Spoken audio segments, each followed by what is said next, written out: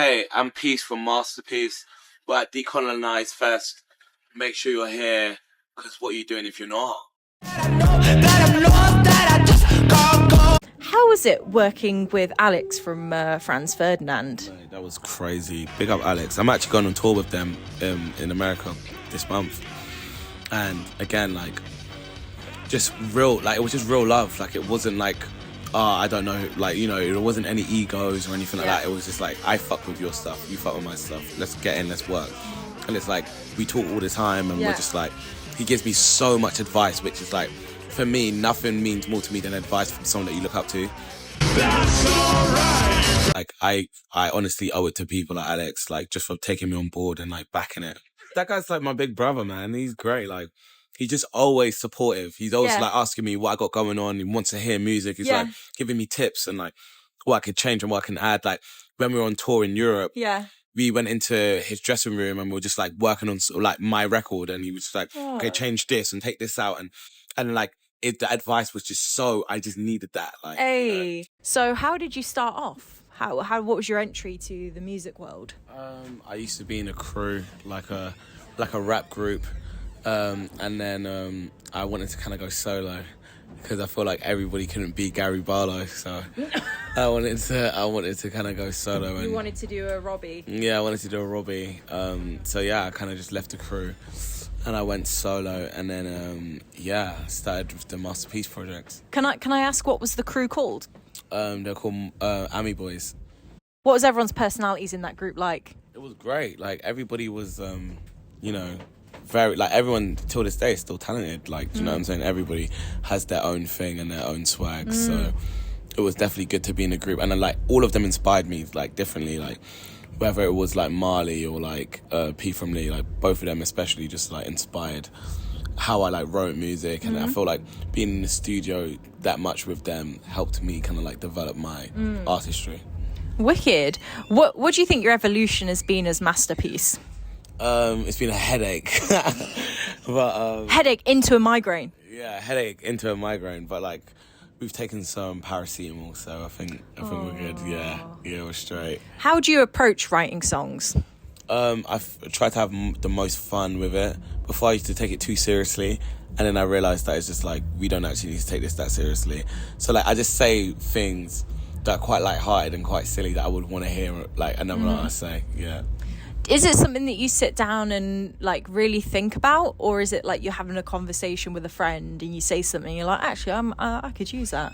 Yeah, like I will hear like a record, or I hear someone say something, and then I'm like, oh, that's actually quite funny, or like the way they say it, and then I'll just kind of make my own way of saying it. Yeah. So how does it feel to be playing Decolonise Festival today, an entire festival dedicated to punks of colour?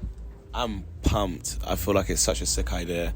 And yeah, I was so down to play it when I was approached. So yeah, no, it's a really, really... And I'm happy that it's like the last one, and it's like it's actually for a good cause, and like, yeah. 100%. Yeah. Well, normally at your shows, what's the crowd like? They can be quite like rowdy, for sure. They could be rowdy. It's very kind of like mosh pitty and like, you know, jumping up and down and kind of things. But like, I'm really trying to kind of like, I've seen a lot of bands perform recently, and I feel like I want to kind of take some notes, because I used to think I was the best live performer until I saw like bands that don't even need to like jump or move, but like they are still having the crowd control that like you need. And I feel sometimes it's okay to be like mysterious. Yeah.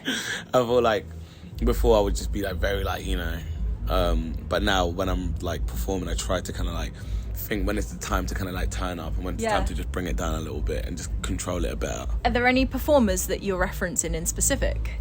Because when you said that, I kind of thought Liam Gallagher would stand so still and just and sing. would, and like I think they joke in their band of like, how still can you stand in the set?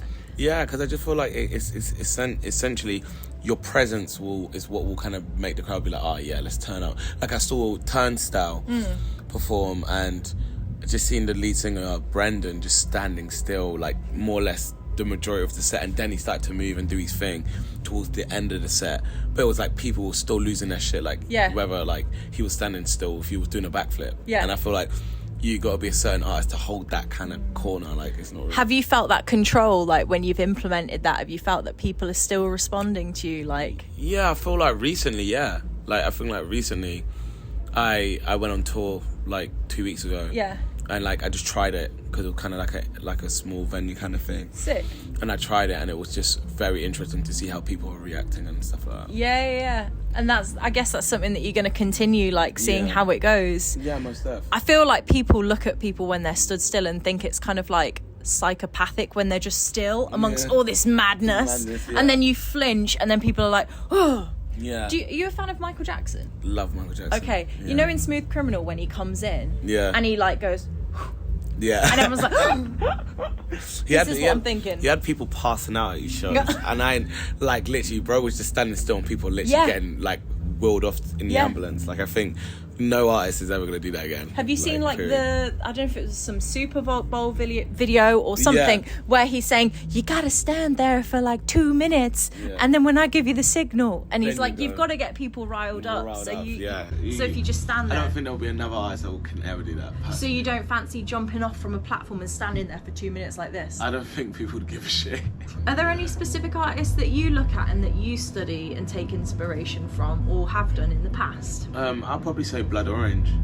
Yeah, I think like everything he's kind of done from like Lightspeed Champion and like Testicles and stuff, like I feel like definitely inspired the Masterpiece Project for sure. And like I just feel like how the songs are written and like what it's about, and you know he can do the indie thing and the R&B thing and the hip hop thing, and it still sounds like him. It doesn't sound like he's just trying to try a thing, you know. So. How does it feel being a black person within this sort of genre and doing the music that you're doing? I feel like it's like heavy responsibility, you know. Yeah, because I feel like in the music that, you know, we make and being in the spaces, it's kind of like seemed as like a lot of my friends, and again no fault of their own, it's like, oh, like white man music. But it's like they don't really understand that it's like it's not. Yeah. But it's like you only know what you know. Yeah. Do you know what I'm saying? And then it's like when obviously they see my shows and they've seen everything that's going on, and they're like, oh, okay, I can get behind this. Like I get it. Like I get why you know. But it's like I've just always been a fan of this type of music anyway. Yeah. It's not weird to me, but like for someone that doesn't really understand that type of music, it could be seen as like a bit confusing. Yeah, I was gonna say, how have the people around you like responded to this type of music? Like, were you releasing a different kind of genre in the past, or have you always released this type of music? I've always dropped this type of music like as Masterpiece.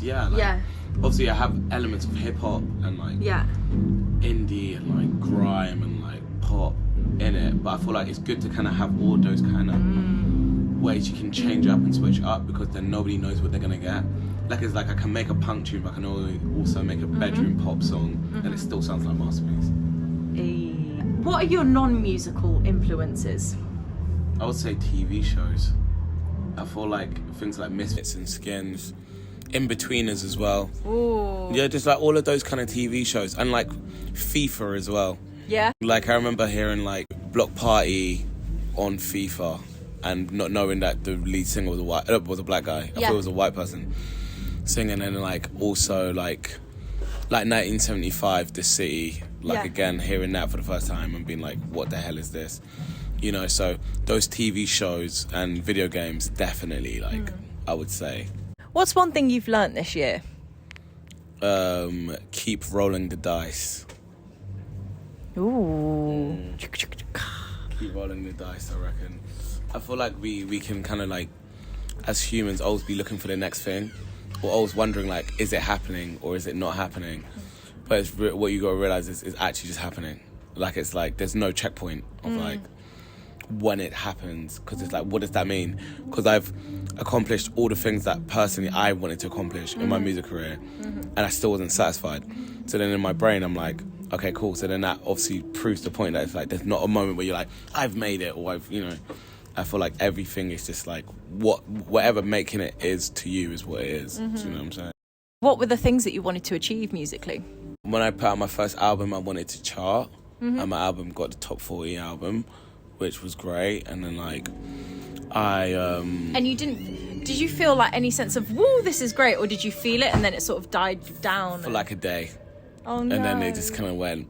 And then for me, I was like, I either want like an Ivor Novello or a Mercury. Yeah. And then I want an Ivor Novello on the first album. So it was like, again, like, I didn't deep that like that's such a big deal, you know, at the time. Yeah. And it's just like Amy Winehouse won one, and Yeah. like, you know, in the movie, like she's literally talking about it in the movie, being like she wanted to win that one so badly, and it's like I won it on the first album in. So it's like that stuff is like you don't really deep it until it happens, you know. Yeah. And now I'm looking back, being like, wow, like, you know, it's just kind of like don't die before you're dead, essentially. Don't die before you're dead. And I actually learned that from like AJ Tracy, because it's just like he was saying that like how he just felt like everything that he had accomplished early in his career, like he wasn't present in a moment.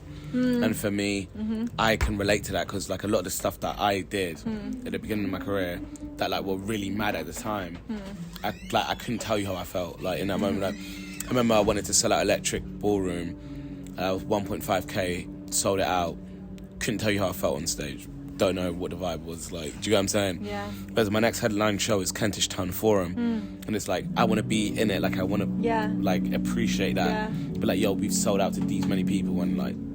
Do you think that there's any sort of just taking anything you can do to kind of like achieve that?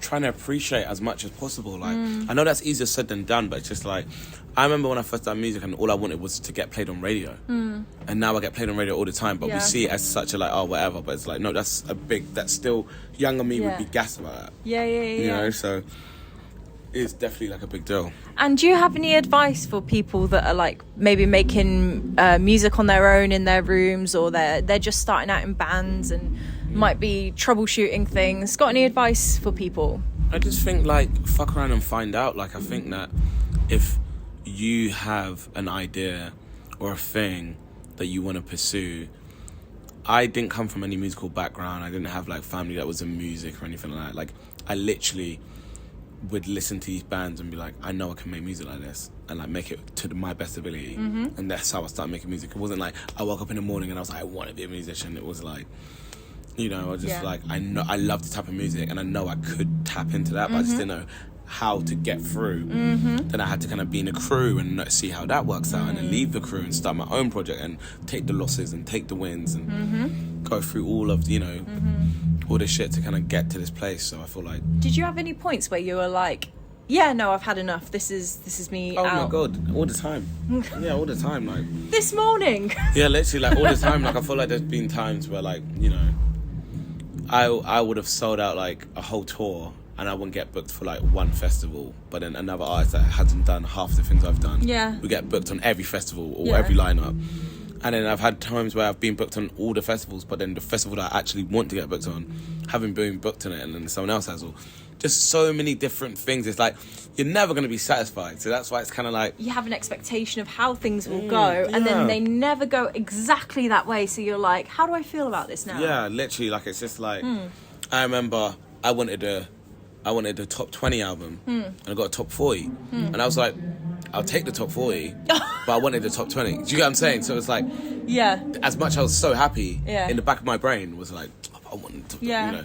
Have you always been like that in school? Always. Or I get it from my mum. My mum is literally the catalyst for that fucking behaviour. Like, my mum is like, I would get a grade in school and I'd be like, oh, look, I got this grade. She's like, oh, but what did, like, Eric get? Like, you know, African parents, you know, they stay, like... Same with Asians. Yeah, like... man, it's just like, oh, this guy got this. Like, he doesn't have two brains. Like, you can do it, like, you know. And to some extent, I get it. Like, it just, for me, I carry that to the extreme, which sometimes it could be bad for my mental, like, but that's what's been instilled in me from a kid. Like, when I see someone doing better than me, I want to like...